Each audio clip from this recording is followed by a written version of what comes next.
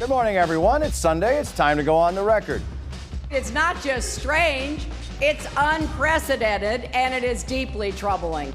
Presidential shakeup, her honesty once again in question. Hillary Clinton demanding answers, trying to regain her footing as the 2016 race takes yet another surprise twist.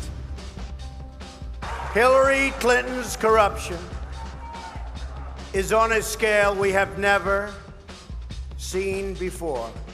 Donald Trump reveling and his numbers rebounding after the FBI's October surprise. Grading the media in this presidential campaign. And outspoken Congressman Jim McGovern on Director Comey's letter, the escalating cost of Obamacare. He's our guest today. Let's go on the record. From WCPB Boston, the inside word from Washington to Beacon Hill, today's newsmakers are going on the record. Good morning, everyone. I'm Ed Harding, along with News Center 5's political reporter Jenny Wu. Thank you so much for joining us. OTR this morning, of course, on this last day, or next to last day, penultimate day in October. There's a lot to discuss. Now, some would say, finally, just 9 days away is the election itself. Many in Massachusetts are already voting early. Our guest this morning is Congressman Jim McGovern. He's the ranking member of the powerful House Rules Committee. He is the Worcester Democrat that represents the 2nd Congressional District, which includes Worcester and much of central Massachusetts. First elected and sworn into Congress in 1998. No opposition this fall, right? No opposition this fall. And you took the pike in here this morning, right? I did. So you survived open tolling, right? I did. All right, good. There you go. And I already voted, too. And wow, yeah. Open tolling, voting. Well, it's been a momentous month already for you. Which explains why you're here, is because you don't have to campaign, right? So we're going to have to start off with the issue that everyone in the political world is talking about this weekend. What's your reaction to James Comey's letter to Congress that came out on Friday? Well, first of all, I'm frustrated that at this point in the campaign, we're not talking about how to make college more affordable or jobs or climate change or even how to create a more peaceful world. We're talking about this nonsense. I found it frustrating that he released a letter to members of Congress that was very vague and cryptic, that was not put in any context, and was just kind of thrown out there. And I think, it has resulted in all this kind of speculation by Secretary Clinton's opponents. I think he has an obligation now to come clean. I think he ought to tell us what, in fact, is there.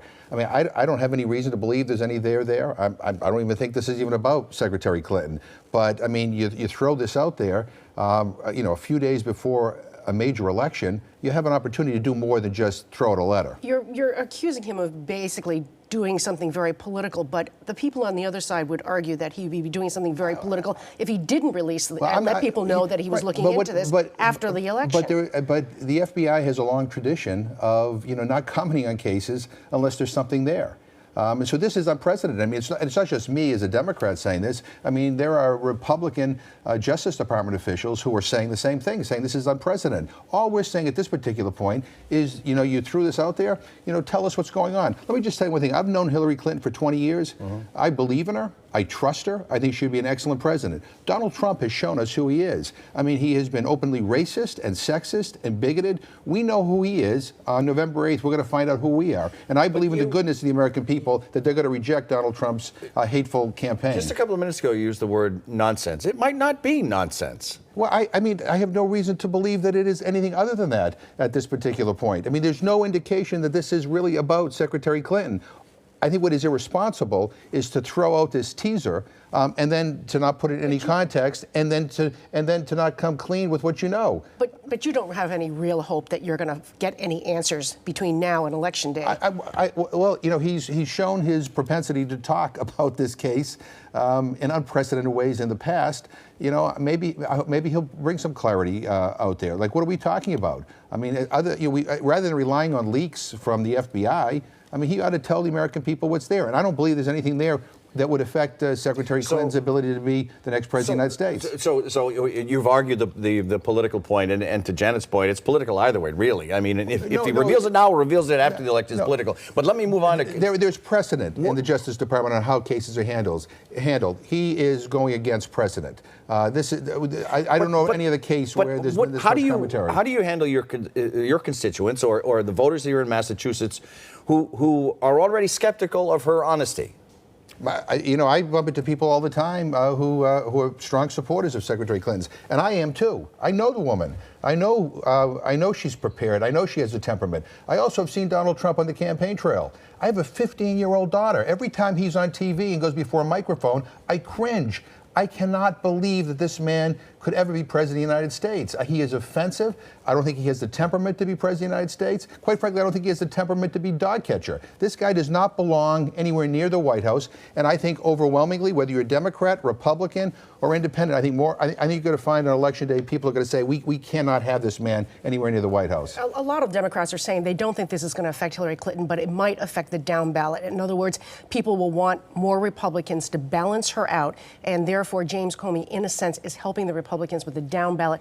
Do you think you're going to have trouble, or should I ask you, do you think you can regain control of the Senate? I absolutely do. I absolutely do, and I'm holding out hope that we can do better than expected in the House, and maybe even recapture the House. Let me just say this: do you really feel that you've got the numbers for the House as well? I mean, depending on what happens on the 8th, and whether there's a wave, I think we can. There are a lot of seats that I think are now competitive that weren't. But let me just say this: you got Republicans out there right now saying, well, if Hillary wins, we're going to do investigations for the next 4 years. Or if Hillary wins, you heard this from Ted Cruz, we're never going to ever approve any of her Supreme Court justices. Really?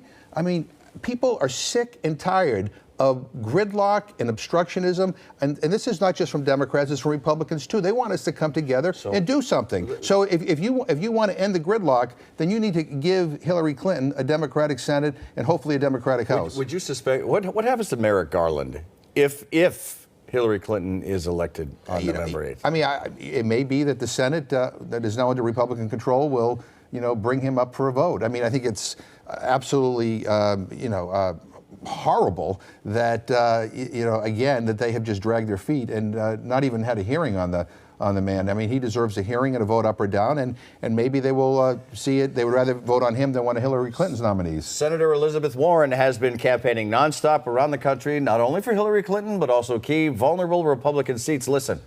Get this, Donald. Nasty women are tough.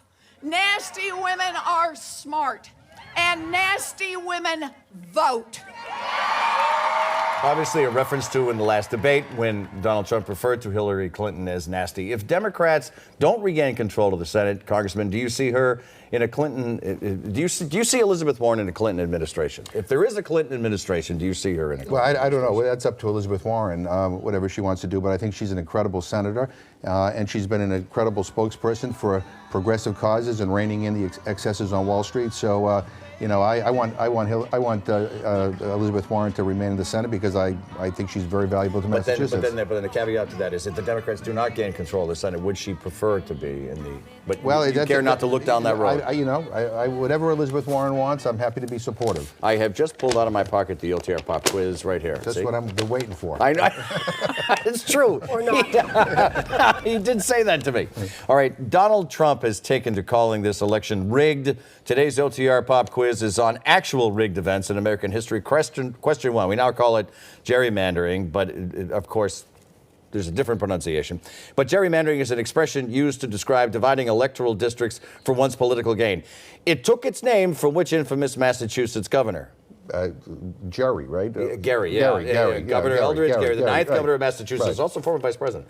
Question two. Brookline-born John Fitzgerald Kennedy was elected the 44th president of the United States on November 8th, 1960. JFK narrowly defeated Richard Nixon. Historians still debate possible voter fraud on the part of which big city mayor in this 1960 race? Chicago Daley. Richard Daley. Richard Daley, yeah. Congressman's 2 for 2.